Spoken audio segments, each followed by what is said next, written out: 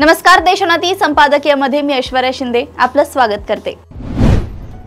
अमेरिकेने इराणच्या अणु केंद्रांवर हल्ला केल्यानंतर इराणने अमेरिकन लष्करी तळावर कोणताही हल्ला केला नसला तरी इस्रायलवरील आपले हल्ले वाढवले आहेत। अमेरिकेच्या हल्ल्यानंतर लगेच इराणने एकाच वेळी 27 मिसाइल्स इस्रायलवर डागल्या। त्यात तेल अविव, हैफा यासारख्या इस्रायलमधील महत्त्वाच्या शहरांचे मोठ्या प्रमाणात नुकसान झाले। इराणने आतापर्यंत जवळपास 400 क्षेपणास्त्रे आपल्या हल्ल्यात वापरली आहेत। त्यापैकी किमान 40 क्षेपणास्त्रे इस्रायलची हवाई संरक्षण यंत्रणा भेदून इस्रायलवर कोसळली। शिवाय आता इराणने आपल्या सर्वाधिक विनाशकारी खैबर मिसाइलने हल्ला चढवण्यास सुरुवात केली आहे।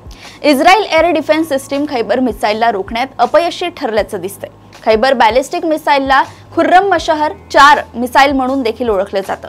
इराणच्या या मिसाइलने इस्रायलला हैराण केले। इस्रायलकडे एरो 3, डेव्हिड स्लिंग आणि आयरन डोम सारखे एअर डिफेन्स सिस्टीम आहेत, परंतु या सगळ्या यंत्रणा खैबर मिसाइलला रोखू शकल्या नाही।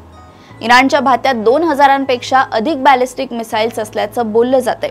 त्यात खैबर मिसाइल्सची संख्या नेमकी किती हे सांगता येत नसलं तरी सध्या या विनाशक मिसाइल्स इस्रायलकडे प्रचंड प्रमाणात नुकसान करत असल्याचं दिसतंय।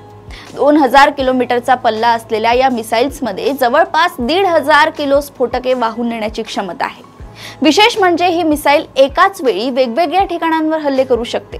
तितके वॉरहेड्स या मिसाइलमध्ये असतात।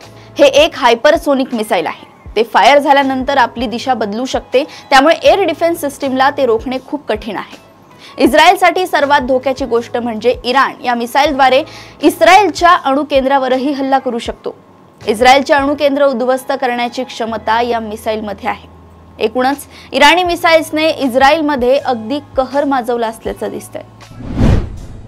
अशाच घडामोडी व अपडेट सोबत पुन्हा भेटूया देशोन्नती संपादकीयमध्ये। बघत रहा देशोन्नती।